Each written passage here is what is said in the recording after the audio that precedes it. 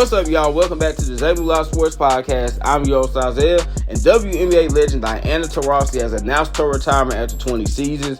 And wow, y'all, I know a lot of us were expecting this to happen, but I thought there was a chance she could come back for one more year, considering that she played at a pretty high level last year, but she has officially called it quits. And y'all, I think she is the greatest player in WNBA history. She's one of the greatest players in basketball history, and she was a great ambassador for the game. She was always about trying to get the WNBA the respect it deserved. And when you look at her resume, y'all, it's impeccable. I mean, going back to her UConn days, she's one of the greatest players in Huskies history. But then when you look at her WNBA resume, I mean, she won Rookie of the Year in 2004. She's a 3-time champ, 11-time All-Star, 2-time WNBA Finals MVP, 5-time scoring champ, a 6-time Olympic gold medal winner, and she is the all-time leader in WNBA history in points with 10,646 points. I mean, y'all, she is truly one of the greatest athletes we have ever seen. And when you think about DT, you think about her being a tough, gritty, and fearless player that has supreme confidence in her abilities and was an absolute dog on the court. Y'all, I'll never forget in 2013 when her and Simone Augustus were going up against one another and DT was challenging her. She was talking smack to her, and a lot of players would have been scared to do that because Simone Augustus is a legend herself. But DT, y'all, that's the type of player that she was. She was not afraid to challenge anyone, to talk smack to anyone. I remember seeing her talk smack to Sue Bird, and we know her and Sue Bird are great friends. But when it was time to get on that court, y'all, DT turned into an absolute monster. And this is why we called her the White Mama, because she reminded us so much of the late, great Kobe Bean Bryant, y'all. Because we know Kobe, he was a killer on the court. DT was as well. And y'all, DT was just a fearless player. She was not afraid of the big moments. She lived for those moments, and she would always rise to the occasion and come through for her team. I remember a couple years ago, the Mercury were playing against the Storm, and the Storm had a 9-point lead with about 2 minutes remaining in the fourth quarter.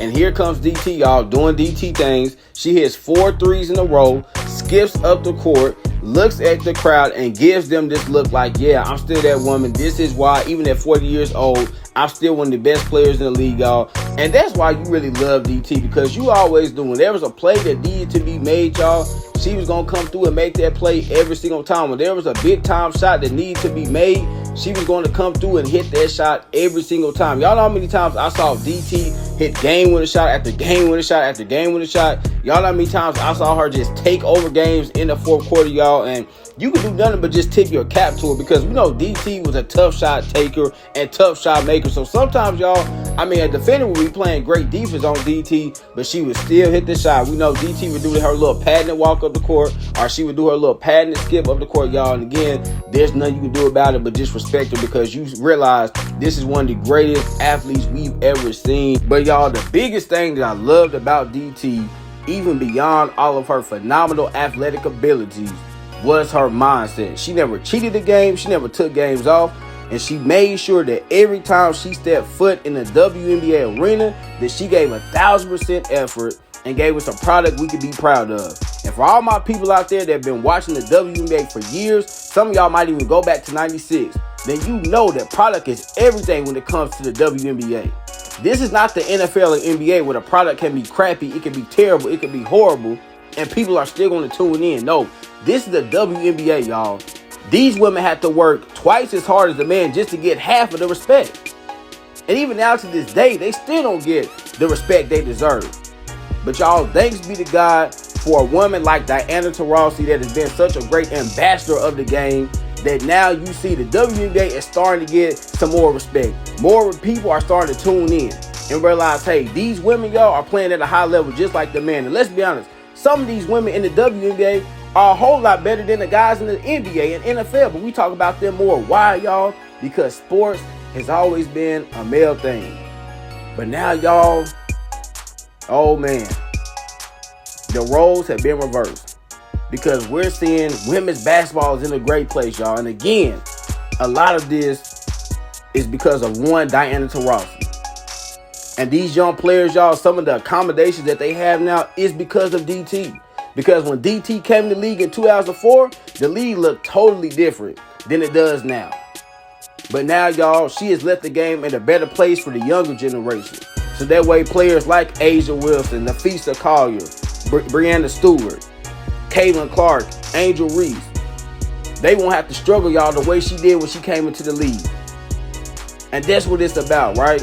Passing it on to the next generation. And Diana Taurasi, y'all, a.k.a. the White Mamba, has left the WNBA in a great place, not only because of what she did as a player, y'all, but because of what she did as a person off the court, trying to grow the game, not being afraid, y'all, to voice her opinion. Okay, DT was very outspoken. She would speak up, y'all, for things that she believed in. And that is what it took, right? If you want to see change, you got to speak up. And that is what Diana Taurasi did, y'all, time and time again. And that is why the WNBA is at the place that it is in today. Again, y'all, is it where it should be? Absolutely not. But is it much better than when DT came into the league? Yes, it is, y'all. And when you look at the WNBA now and just see all the young stars that's in it, y'all, all the respect that they're getting, you see people buying their jerseys. This is what it's about. It's because of players like DT, Candace Parker, Maya Moore, Simone Augustus, right? And even going way back, y'all, like a Cheryl Swoops, a Tina Thompson, a Lisa Leslie. They are standing on their shoulders. And y'all, it is great to see where the WNBA is today compared to what it was when DT first came in. Is there still some more work to do? Absolutely. But it's in a much better place than what it was? Yes, it is, y'all. And a lot of that is because of one Diana Taurasi, a.k.a. the White Mamba. So in closing, DT, thank you for everything that you have done, everything that I know you will continue to do for the WNBA. And enjoy your retirement. Mamba out. Remember, y'all, that's a good message. So what? Make sure you get your daily dose. Y'all know I'm going to end it, man. I love y'all. God bless. Peace.